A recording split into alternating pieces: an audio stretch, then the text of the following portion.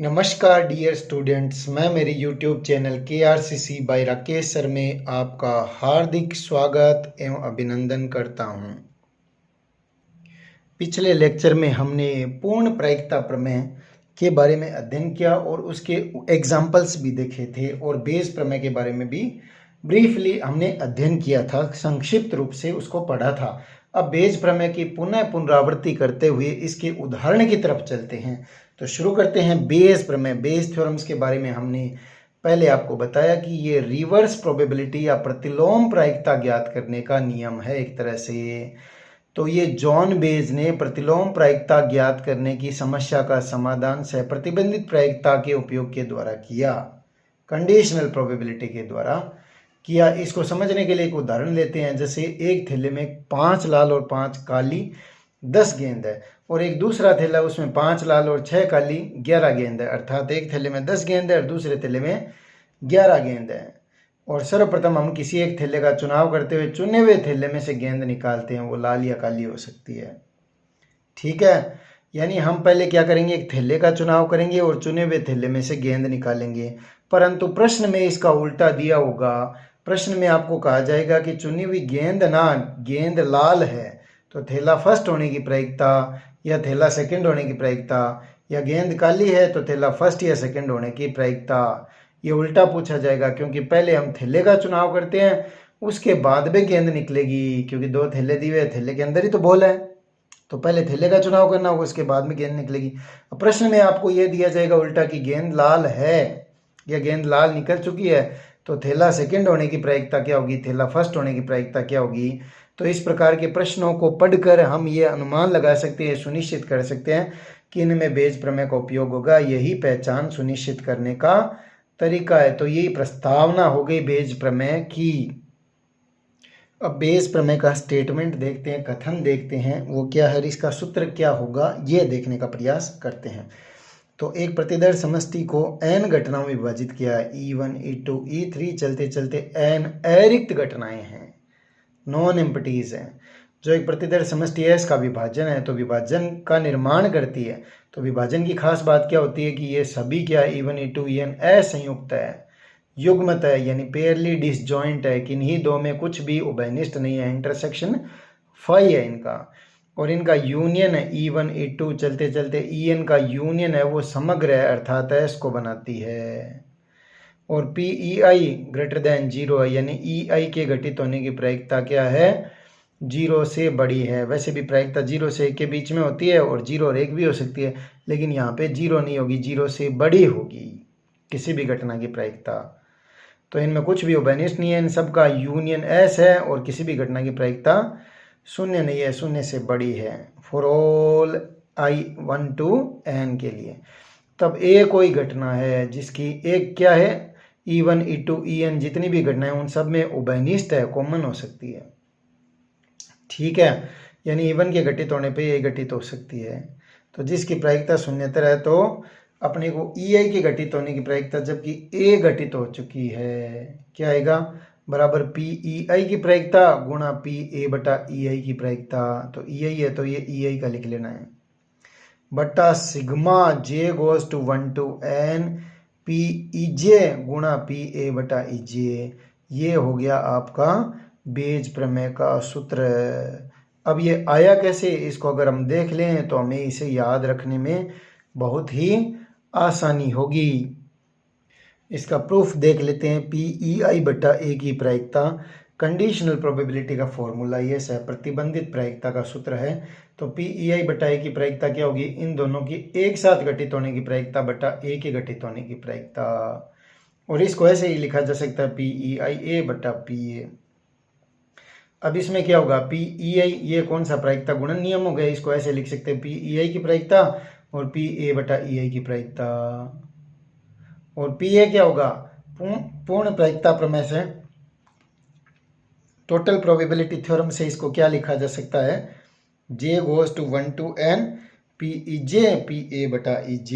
ये पूरा इसको लिखा जा सकता है पूर्ण प्रायिकता प्रमेय से, J goes to 1 to N PEJ PA बटा EJ, इसका मान रख दिया। तो ये हो गया PEI बटा A, ये हो गया आपका बेस प्रमेय का प्रूफ। तो यहाँ पे पूर्ण प्रायिकता प्रमेय से पी ए का मान लिखा है, j goes to 1 to n p e j p a बटा ई जे। अब हम सूत्र को सरल शब्दों में बनाना सीखने के लिए एग्जाम्पल ले लेते हैं कि सूत्र कैसे बनेंगे। तो मान लीजिए उदाहरण ले लेते हैं हम, एक प्रतिदर्श समष्टि है, ये एस है, आयत के द्वारा दर्शाई हुई रेक्टेंगल के द्वारा, इसमें दो घटनाएं E1 और E2 है और ए घटना कॉमन घटना है, यानी E1 के घटित होने पे भी ए घटित हो रही है, E2 के घटित होने पे भी ए घटित हो रही है। E1 E2 परस्पर अपोज्य, इन दोनों का यूनियन ये पूरी प्रतिदर्श समष्टि है, ठीक है। और PE1 और PE2 की प्रोबेबिलिटी 0 से बड़ी है। अब प्रश्न में ये पूछा जाए PE1 बटा ए के घटित होने की प्रायिकता, यानी E1 के घटित होने की प्रायिकता जबकि ए घटित हो चुकी है, तो यहाँ पे क्या लिखेंगे हम इस सूत्र के अकॉर्डिंग, PEI है तो यहाँ पे I की जगह 1 है तो PE1, और यहाँ पे A बटा EI है तो PA बटा E1 हो जाएगा I का मान। और नीचे J goes to 1 to n, तो जितनी भी घटनाएं E1 E2 En थी उन सब के लिए आया था, यहाँ पे दो घटनाएं हैं तो इन सब के लिए क्या आ जाएगा, प्रसार रूप में लिख लेंगे, क्योंकि यहाँ पे हम को मान रखना होगा इसलिए पूरा प्रसारित रूप ही लिखेंगे। तो PE1 है PA बटा E1 प्लस PE2 A बटा E2, तो J का मान 1 2 तक दे दिया, तो PE1 PA बटा E1 प्लस PE2 A बटा E2। अब मान लीजिए प्रश्न में PE2 बाई A पूछा है तो यहाँ पे PE2 और PA बटा E2 आ जाएगा, और नीचे वही आएगा PE1 PA बटा E1 प्लस PE2 और PA बटा E2, ये पूरे समग्र का जोड़, यानी ये पूर्ण प्रायिकता प्रमेय नीचे आएगी, टोटल प्रोबेबिलिटी थ्योरम। अब तीन घटनाओं से रिलेटेड फॉर्मूला और देख लेते हैं। मान लीजिए ये प्रतिदर्श समष्टि है, इसमें तीन घटनाएं E1 E2 E3 है और ए कोई कॉमन घटना है, ठीक है। तो यदि एक प्रतिदर्श समष्टि को तीन घटनाओं में विभाजित किया जाए तो PE2 बटा ए की प्रायिकता बेज प्रमेय से E2 बटा ए की प्रायिकता ज्ञात करनी, ए घटित हो चुकी है तो E2 की घटित होने की प्रायिकता ज्ञात करनी। तो सूत्र के अनुसार PE2 और PA बटा E2 यहाँ पे आ जाएगा, नीचे PE1 PA बटा E1 प्लस PE2 PA बटा E2 गुणा में, और प्लस PE3 और गुणा में PA बटा E3, ये यानी तीनों घटनाओं का यहाँ पे तीनों से रिलेटेड है, ये प्रायिकता गुणन नियम का जोड़ आ जाएगा। तो ये तीन से रिलेटेड तो आप सूत्र आराम से बना सकते हैं। अब हम एग्जाम्पल की ओर चलते हैं। तो आपकी सुविधा के लिए हमने एग्जाम्पल लिख दिया है, तो एग्जाम्पल नंबर 18 देखते हैं। एक बोल्ट बनाने के कारखाने में 3 मशीन काम करती है अपने पास, या मशीन या यंत्र कह देते हैं बोल्ट बनाने की, और ABC मशीन है, इनका नाम है, और कुल उत्पादन का क्रमशः 25% तो मशीन A बोल्ट बनाती है और 35% B मशीन बोल्ट बनाती है और 40% कौन बनाती है, C मशीन बोल्ट बनाती है। इन मशीनों के उत्पादन का क्रमशः, ये मशीन जो उत्पादन करती है बोल्ट का, उसमें 5%, 4% और 2% त्रुटिपूर्ण यानी डिफेक्टिव पीस बना देती है। क्या बना देती है, त्रुटिपूर्ण बना देती है। तो बोल्टों के कुल उत्पादन में एक बोल्ट यादृच्छिक चुना जाता है। टोटल बोल्ट में से, जैसे मान लीजिए ढेर पड़ा है बोल्ट का, उनमें से एक बोल्ट रेंडमली निकाल लिया जाता है और वह त्रुटिपूर्ण पाया जाता है।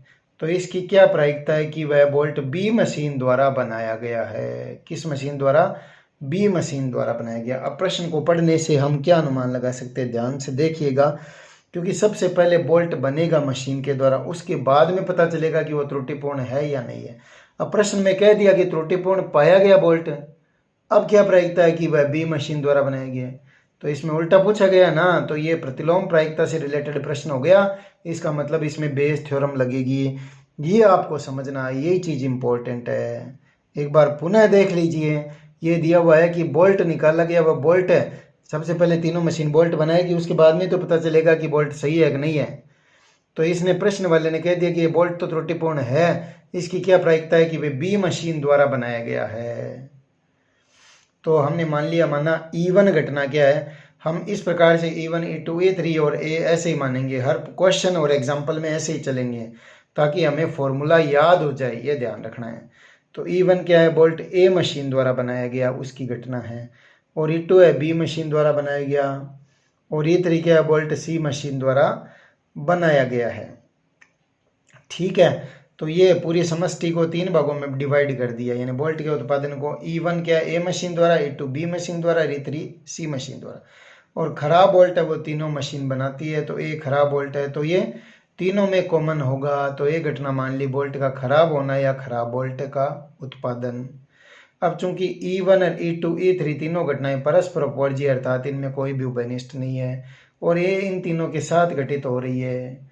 अब E1 की प्रोबेबिलिटी, E1 क्या है, यानी पहली मशीन द्वारा बोल्ट का उत्पादन। तो पहली मशीन कुल बोल्ट का 25% उत्पादन करती है, तो 25/100 0.25 यानी एक में से इतना बनाती है, इस हिसाब से निकाल सकते हैं, एक का हिस्सा हो गया ये। अब दूसरी मशीन द्वारा बोल्ट का उत्पादन कितना करती है, 35%, तो 35/100 इसको 0.35 ले सकते हैं। और तीसरी मशीन PE3 यानी तीसरी मशीन द्वारा बोल्ट बनाने की प्रायिकता कितनी है, 40% बनाती है, तो 40/100 0.40, क्योंकि प्रायिकता का मान 0 से 1 के बीच होता है ना, तो इसलिए सरल करके इनको 0 से 1 के बीच में लिख लेते हैं। अब PA/E1 निकाल लीजिए, PA/E2 PA/E3, तो ये E1 E2 E3 A दे रखा है, तो अपने को पता है PE1 PE2 PE3 निकालना है, अपने को पता चल गया बेस का। और PA/E1 PA/E2 PA/E3, तो ये निकाल लेने हैं वैल्यूज पहले ही। तो ए क्या है, ध्यान से देखना, खराब बोल्ट की प्रायिकता जबकि उत्पादन E1 यानी पहली मशीन द्वारा किया गया, ए मशीन द्वारा किया गया है, तो 5% खराब बोल्ट बनाती है, तो 5% है 5/100, तो 0.05 हो गया एक में से।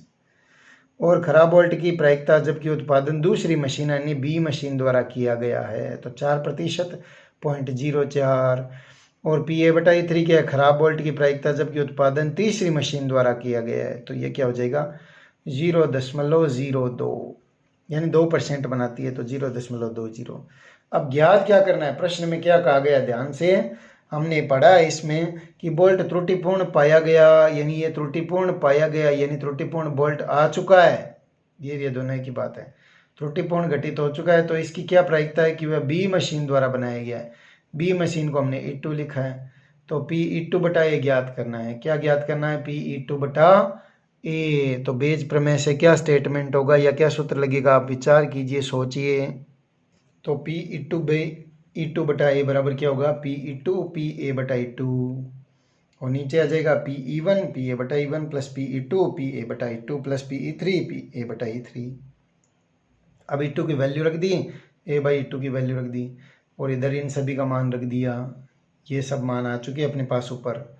अब इसको गुणा कर लिया, ये सरल कर सकते हैं हम आराम से, तो आंसर आ जाएगा हमारा 28/69 आ जाएगा। 28/69 will be right answer of this question.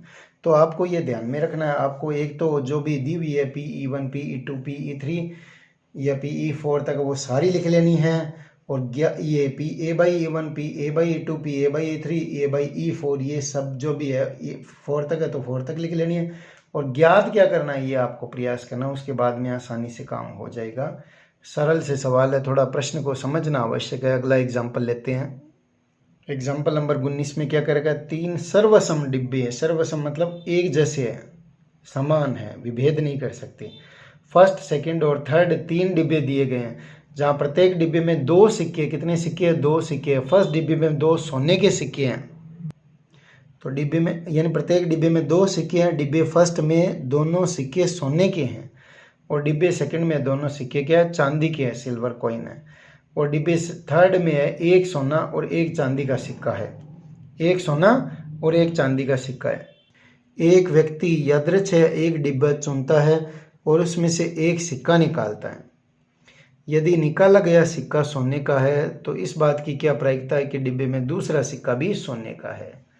तो सबसे पहले क्या होगा, अब 3 डिब्बे दी हुए हैं, 3 डिब्बे, तो हम किसी डिब्बे का चुनाव करेंगे और चुने हुए डिब्बे में से सिक्के निकालेंगे।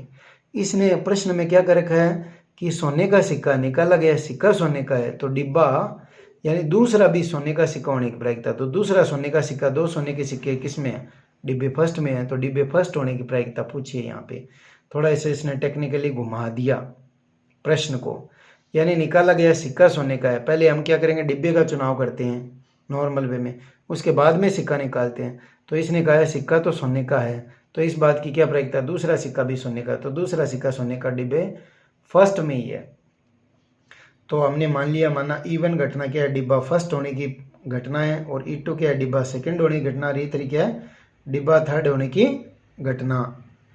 प्रतिदर्श समष्टि का ये वेन डायग्राम से बना दिया हमने। ये प्रतिदर्श समष्टि E1 डिब्बा फर्स्ट है, उसमें 2 गोल्ड कॉइन है, और E2 डिब्बा सेकंड है, उसमें 2 सिल्वर कॉइन है, और E3 क्या है, डिब्बा थर्ड है, उसमें एक सिल्वर एक गोल्ड कॉइन है, और ए क्या है, सोने का सिक्का, वो तीनों डिब्बों में है, चाहे इसमें 0 ही हो, तो ए कॉमन हो सकता है। ठीक है। अब E1 क्या है, डिब्बा फर्स्ट होने की घटना, E2 डिब्बा सेकंड होने की घटना, E3 क्या है, डिब्बा थर्ड होने की घटना। तो अब स्पष्ट है कि PE1 यानी पहला डिब्बा, दूसरा डिब्बा और तीसरा डिब्बा होने की प्रायिकता समान होगी, क्योंकि 3 में से कोई भी एक डिब्बा चुन लीजिए, 1/3, तो 3 है ना, उनमें से एक डिब्बा चुनना, तो 1/3, 1/3 प्रोबेबिलिटी होगी। PE1 PE2 PE3 यानी डिब्बे का चुनाव की प्रोबेबिलिटी 1/3 होगी। ए सोने का सिक्का होने की घटना, तो PA/E1 निकालते हैं तो सोने का सिक्का होने की घटना, जबकि डिब्बा फर्स्ट है, यानी चुनाव डिब्बे फर्स्ट का किया है, तो 2 और अनुकूल अवसर भी 2 हो गए सोने के सिक्के, इसमें 2 के 2 ही है, तो 2/2 हाथ डालेंगे तो सोने का आएगा ही इसमें सिक्का, तो 1 होगी प्रोबेबिलिटी। अब PA/E2 क्या है, सोने का सिक्का होने की प्रायिकता, जबकि डिब्बा सेकंड का चुनाव किया है, तो इसमें टोटल 2 कॉइन है, सोने के सिक्के का अनुकूल है वो 0 है, क्योंकि इसमें सिल्वर कॉइन ही है, तो ये 0 आ गया। और इसी प्रकार PA/E3 निकाल लेते हैं तो सोने के सिक्के होने की प्रायिकता, जबकि तीसरे डिब्बे का चुनाव किया है, तो कुल 2 कॉइन है, उसमें से एक सोने का सिक्का है, तो ये 1/2 हो गई। अब ज्ञात क्या करना है कि निकाला गया सोने का सिक्का आ चुका है, तो दूसरा सिक्का भी सोने का सिक्का, तो दूसरा सिक्का सोने का डिब्बा फर्स्ट में है, तो PE1/A ज्ञात करना है। ये ज्ञात करना है, आपको लिखना है हमेशा PE1/A। तो बेस प्रमेय से स्टेटमेंट PE1/A का क्या होगा, PE1 PA/E1 बटा में PE1 PA/E1 plus PE2 PA/E2 plus PE3 PA/E3।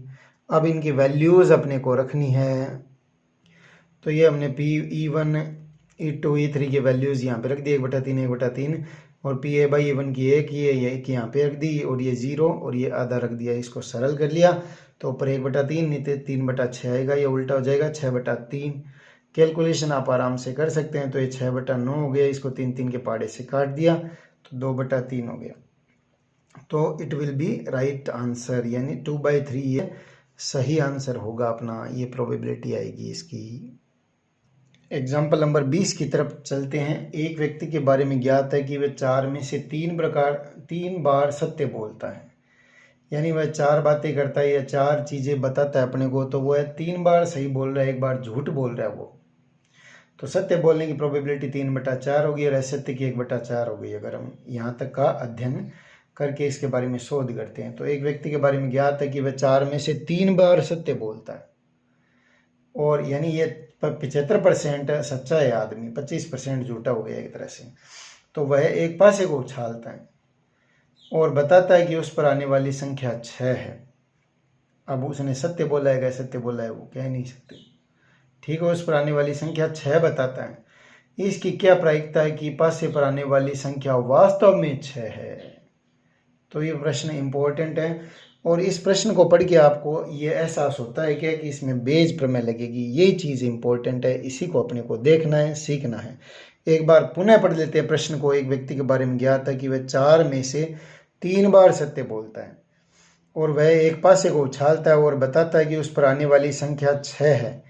इसकी प्रायिकता ज्ञात कीजिए कि पासे पर आने वाली संख्या वास्तव में 6 है।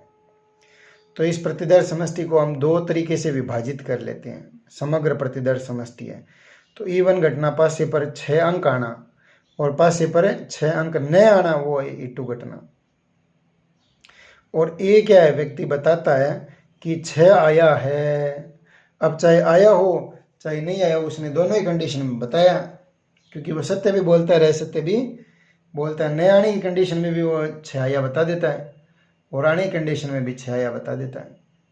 तो E1 घटना क्या है, पासे पर अंक 6 आने की घटना, और E2 घटना क्या है, पासे पर अंक 6 न आने की घटना। और ए क्या है, व्यक्ति द्वारा बताया गया 6 आया है, ये व्यक्ति द्वारा बताया गया। तो अब ये यहाँ पे E1 E2 E3 ऐसे नहीं लिखी माना, तो सीधा ही लिख देते हैं। स्पष्ट है, 6 आने की घटना क्या होगी, यानी पासे पर 6 आने की घटना क्या होगी, 1/6, यानी 6 आने की घटना की प्रायिकता 1/6 होगी, क्योंकि 1 2 3 4 5 6 में से 6 आने की प्रोबेबिलिटी कितनी होगी, 1/6। टोटल अवसर 6 हो गए, तो ये निशेष स्थितियाँ, और ऊपर अनुकूल अवसर कितने हो गए, 1, तो 1/6। और PE2 क्या है, 6 न आने की प्रायिकता, इस घटना की प्रायिकता 1 - 1/6 बराबर 5/6। अब PA/E1 निकाल लेते हैं। ए बटा E1 निकाल लेते हैं। ए बटा E1 का मतलब व्यक्ति द्वारा बताया गया 6 आया है, तो वास्तव में 6 आया है क्या, यानी ये सॉरी इसको ऐसे बोलेंगे कि वास्तव में 6 आ चुका है और व्यक्ति द्वारा 6 आया बताया गया उसकी प्रायिकता, यानी ये घटना घटित हो चुकी है, 6 आ चुका है और व्यक्ति द्वारा बताया गया कि वास्तव ये 6 आया है, 6 आया है, यानी ये व्यक्ति द्वारा बताया गया, जबकि 6 घटित हो चुका है, तो इसकी यानी सत्य बोलने की प्रायिकता ये 3/4 है, तो ये सत्य के संगत हो गया ना, तो 3/4। और पी ए बटा E2 क्या हो गया, यानी ये 6 नहीं आया फिर भी व्यक्ति ने बताया कि 6 आया है, तो वो असत्य बोल रहा है, 1/4 हो गई। अब हमें ज्ञात क्या करना है कि पासे पर आने वाली संख्या 6 है, यानी ये ए घटित हो चुकी है। ज्ञात क्या करना है, ध्यान से देखना कि 6 आ चुका है, ये कह रहा है पासे पर आने वाली संख्या 6 है, तो वास्तव में 6 है, यानी E1 पासे पर 6 अंक आने की घटना की प्रोबेबिलिटी ज्ञात करनी है, जबकि यानी उस पर आने वाली संख्या 6 है, ये घटना घटित हो चुकी है, व्यक्ति द्वारा बताया गया कि 6 आ चुका है, तो वास्तव में 6 आया है क्या, तो PE1 बटा ए, यानी व्यक्ति द्वारा तो बताया जा चुका है कि 6 आया भाई पासे पे। अब हमें यह बताना है कि पासे पर यानी E1, यही तो है E1, 6 आने की घटना वास्तव में 6, तो PE1 बट्टा ए है, ये ज्ञात करना है, तो पासे पर आने वाली संख्या वास्तव में 6 है, तो ये बेस प्रमेय हो गया ना। तो बेस प्रमेय से PE1 बटा ए का सूत्र क्या होगा, PE1 PA बटा E1 और बटे में PA1 PA बटा E1 प्लस PE2 PA बटा E2। अब इनकी वैल्यूज़ यहाँ पे रख देते हैं, वैल्यूज़ रख देते हैं, तो PE1 का मान रख दिया 1/6, PA/E1 का मान 3/4 रख दिया और इसका मान रख दिया ये एज इट इज़, ये नीचे यहाँ पे आ जाएगा 1/6 3/4, और PE2 का मान 5/6 और PA/E2 का मान कितना रख दिया 1/4 रख दिया। इसको सरल कर लिया तो ये LCM है, इसको काटेंगे नहीं हम, तो ये 3/24 हो गया, नीचे भी कितना हो गया 24, 8/24 हो गया, ये 3 और 5 8, 8/24, इसको उल्टा कर देते हैं 24/8, 24 से 24 कट जाएंगे तो 3/8 आंसर आ जाएगा इसका। तो ये इस एग्जाम्पल का सही उत्तर होगा। इन प्रश्नों को आपको ध्यान से पढ़ना होगा, फिर सोचना होगा कि ये कैसे, किस हिसाब से क्या दिया हुआ है, क्या ज्ञात करना है, कौन सी घटना किसको माने और ए किसको माने, इस हिसाब से आपको सोचना है। और ये बड़े आसान है, इतने हार्ड नहीं, आपको बार बार इनको पढ़ के देखना है। तो एग्जाम्पल नंबर 21 की तरफ चलते हैं। इम्पोर्टेंट एग्जाम्पल है, थोड़ी लैंग्वेज ज़्यादा है, ध्यान से देखना है। मानना कि एक HIV परीक्षण की विश्वसनीयता निम्नलिखित प्रकार से निर्दिष्ट की गई है। HIV पॉजिटिव व्यक्तियों के लिए परीक्षण 90% पता लगाने में, 90% पता लगाने में और 10% पता न लगाने में सक्षम है भाई, ठीक है। और HIV से स्वतंत्र व्यक्तियों के लिए परीक्षण 99% सही पता लगाता है। 99% तो सही बताता है कि जिसको HIV है उसी को बताता है, और 1% यानी HIV आपके लिए 99% सही पता लगाता है, अर्थात क्या करता है 99% सही पता लगाता है, यानी HIV पॉजिटिव बताता है। और 1% परीक्षण व्यक्तियों के लिए HIV पॉजिटिव बताता है, ठीक है। 1% परीक्षण व्यक्तियों के लिए भी HIV क्या बताता है, सॉरी यहाँ पे नेगेटिव ही होगा। एक बार पुनः प्रश्न को देख लेते हैं हम। माना कि एक HIV परीक्षण की विश्वसनीयता निम्नलिखित प्रकार से निर्दिष्ट की गई है। HIV पॉजिटिव व्यक्तियों के लिए परीक्षण 90% पता लगाने में और 10% पता न लगाने में सक्षम है। HIV से स्वतंत्र व्यक्तियों के लिए, जिनको HIV नहीं है भाई, 99% सही पता लगाता है, यानी HIV नेगेटिव बताता है 99%, जबकि 1% परीक्षण व्यक्तियों को HIV पॉजिटिव बताता है, यानी जिनको HIV नहीं है उनको भी HIV बता देता है। एक बड़ी जनसंख्या जिसमें 0.1% है, यानी 1000 में से एक व्यक्ति HIV से ग्रसित है, में से एक व्यक्ति यादृच्छया चुना जाता है और उसका परीक्षण किया जाता है। जाने पर रोग विज्ञानी HIV की उपस्थिति बताता है। रोग विज्ञानी क्या बताता है, उसको HIV की उपस्थिति बताता है। क्या वह व्यक्ति वास्तव में HIV से ग्रस्त है, ये अपने को इसकी प्रोबेबिलिटी बतानी है। तो प्रश्न देखने में बड़ा ही हार्ड लग रहा है, कठिन लग रहा है, लेकिन आप इसको सरल बना सकते हैं। तो ध्यान से देखना है अपने को, तो समग्र प्रतिदर समष्टि को हमने दो भागों में डिवाइड कर लिया। E1 क्या है, चुने हुए व्यक्ति को पॉजिटिव होने की घटना है। हमने कोई भी व्यक्ति यादृच्छिक चुना, उसके पॉजिटिव होने की, HIV से पॉजिटिव होने की घटना। और E2 क्या है, चुने हुए व्यक्ति के पॉजिटिव न होने की घटना। अब टेस्ट क्या है, 100 में से जो HIV से स्वतंत्र है उसमें 1% को पॉजिटिव बता देता है, पॉजिटिव नहीं है फिर भी, ठीक है। और A क्या है, टेस्ट के द्वारा पॉजिटिव आने की घटना। क्योंकि कोई भी टेस्ट है वो 100% विश्वसनीय नहीं होता। हमें पता है आदर्श स्थिति कहीं पे भी नहीं है। आपने कार्नो आदर्श इंजन ये उस टाइप से पढ़े होंगे, तो आदर्श इंजन बनाना यानी 100% दक्षता वाला संभव नहीं है। जैसे अभी कोरोना वायरस चल रहा है तो उसमें भी टेस्ट है वो कई बार गड़बड़ कर देते हैं। तो टेस्ट है वो 100% है, जिसको पॉजिटिव उसको नेगेटिव बता देते हैं, नेगेटिव को पॉजिटिव, और जिसमें लक्षण भी नहीं है उसको भी वो पॉजिटिव बता देते हैं। तो ये भी 1% है व्यक्तियों को जो HIV से स्वतंत्र है उनको पॉजिटिव बता देता है। तो ये थोड़ा सा ध्यान देना है, इसको समझने के दृष्टिकोण से हमने बताया है। E1 क्या है, चुने हुए व्यक्ति के पॉजिटिव होने की घटना, और E2 क्या है, चुने हुए व्यक्ति के पॉजिटिव न होने की घटना, और A क्या है, टेस्ट के द्वारा पॉजिटिव आने की घटना। तो E1 क्या है, चुने हुए व्यक्ति के पॉजिटिव होने की घटना, तो 0.1% है। 0.1% ही तो है जिनको पॉजिटिव बताता है। तो 0.1/100 तो 0.001। अब चुने हुए व्यक्ति के यानी 1000 में से 1 है, तो चुने हुए व्यक्ति के पॉजिटिव न होने की घटना Pe2, तो 1 - पॉजिटिव होने की घटना घटा देते हैं। तो यानी 1 - 0.001 कर देते हैं। तो बाकी जो बच गए वही तो हो गए ना, 1000 में से लिया हुआ है, 0.1% हो गया, तो 1000 में से 1 क्या पॉजिटिव बता देता है। इसका मतलब 999 को क्या बताएगा, नेगेटिव बताएगा, पॉजिटिव न होने की घटना। तो 0.999 ये आ जाएगा Pe2 की प्रोबेबिलिटी। अब Pa/E1 क्या है, Pa/E1 टेस्ट के द्वारा पॉजिटिव आने की घटना, जबकि वास्तव में पॉजिटिव है ऐसा 90% है। कितना है, 90% पता लगाने में सक्षम है ना। यानी A क्या है, टेस्ट के द्वारा पॉजिटिव आने की घटना, जबकि E1 क्या, चुने हुए व्यक्ति का पॉजिटिव होने की घटना, यानी वास्तव में पॉजिटिव है। तो 90% परीक्षण पता लगाने में सक्षम है। तो 90/100 ये 0.9 हो गया। और Pa/E2 यानी पॉजिटिव आने की घटना, जबकि वास्तव में वो क्या है, चुना हुआ व्यक्ति यानी पॉजिटिव न होने की घटना, यानी अब टेस्ट के द्वारा पॉजिटिव आने की ये प्रायिकता, जबकि वो चुना हुआ व्यक्ति पॉजिटिव न है यानी नहीं है, वो घटित हो चुका है। तो 1% को बता देता है, यानी 1% जो पॉजिटिव नहीं है उनको भी टेस्ट पॉजिटिव बता देता है। तो 1/100 0.01, ठीक है। तो अब ज्ञात क्या करना है, ध्यान देना है, Pe1/A ज्ञात करना है, Pe1/A ज्ञात करना है।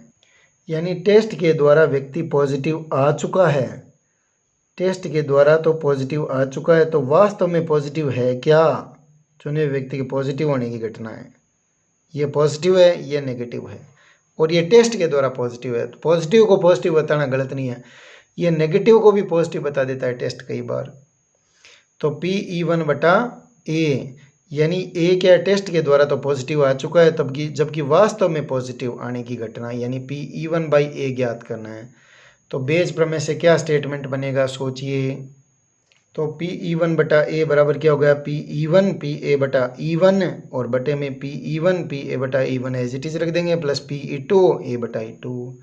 अब इनकी वैल्यूज़ हमने जो निकाली है वो यहाँ पे रख देते हैं और इसको सरल कर लेते हैं। तो 90/1089 ये आ जाएगा, ठीक है। तो 0.083 ये इसकी प्रोबेबिलिटी आएगी। तो ये इसका आंसर आ चुका है। तो बेज प्रमेय से रिलेटेड एग्जाम्पल हमने सारे कर लिए हैं इस वीडियो में, इतना ही। ये एग्जाम्पल्स या ये जो मेथोडोलॉजी हमारी आपको कैसी लगी कमेंट करके अवश्य बताएं, और चैनल को लाइक, ये जो भी अपना वीडियो इसको लाइक अवश्य करें और चैनल को सब्सक्राइब करना न भूलें। टिल देन, जय श्री राम, आपका दिन मंगलमय हो।